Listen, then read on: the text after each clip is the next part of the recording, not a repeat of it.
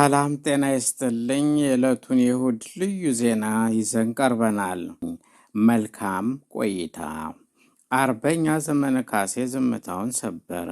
የብልጽግናው መከላከያ ተሸላሚና የክብር አባል ኦቦ ናትናኤል መኮንን ዘመነ በጠና ታሞ መቀለ ሆስፒታል እየታከመ ይገኛል፣ ነፍሱም በህወሓት እጅ ትገኛለች በማለት የነዛው ወሬው ውሸት መሆኑን ያረጋገጠ መግለጫ ከአርበኛ ዘመነ ካሴ ተሰጥቷል።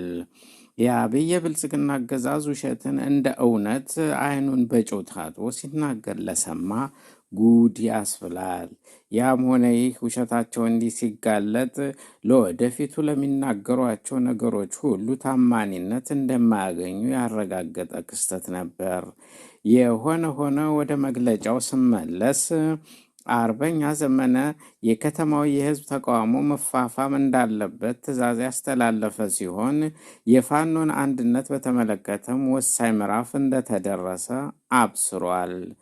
ሊያጠፉት እስከ አፍንጫቸው የታጠቁትን ጠላቶቹን በታላቅ ወኔና ጀግንነት እየተፋለመ በያሉበት እየደመሰሰ ራሱን እያደራጀ ከጠላት የማረከውን እየታጠቀ ህልውናውን ለማስከበር ትግሉን አጠናክሮ ይቀጥላል። ፋኖ እኛ አማራዎች ራሳችንን ለማብቃት ከምናደርገው ፊልሚያ ጎን ለጎን ስልጠናና ዝግጅታችንን ያለ አንዳች መዘናጋት አጠናክረን እንቀጥላለን።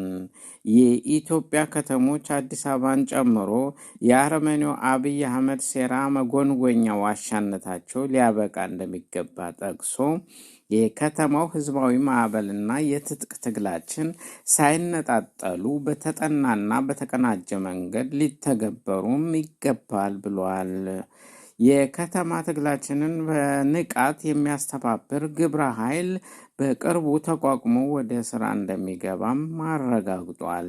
በመጨረሻም አርበኛው የጋራ የሆነችው ኢትዮጵያ ሀገራችን ከሰውነትም ከኢትዮጵያዊነትም አስተሳሰብ በወጣ ጭራቅ እጅ ተፈጥርቃ ትገኛለች። ስለሆነም ሁሉም ያገባኛል የሚሉ የኢትዮጵያ ተቃውሞ ኃይሎች በጋራ ለመስራት ወሳኝ ስምምነት በቅርቡ እንደሚደርሱ አረጋግጦ የአማራ ፋኖ ዘወትራዊ መፈክርን ማለትም አዲስ ትውልድ፣ አዲስ አስተሳሰብ፣ አዲስ ተስፋ፣ ህልውናችን በተባበረ ክንዳችን የሚለውን መፈክር በማሰማት ንግግሩን ቋጭቷል። ይህ ኢትዮጵያ አማራውያን ድምፅ ነው።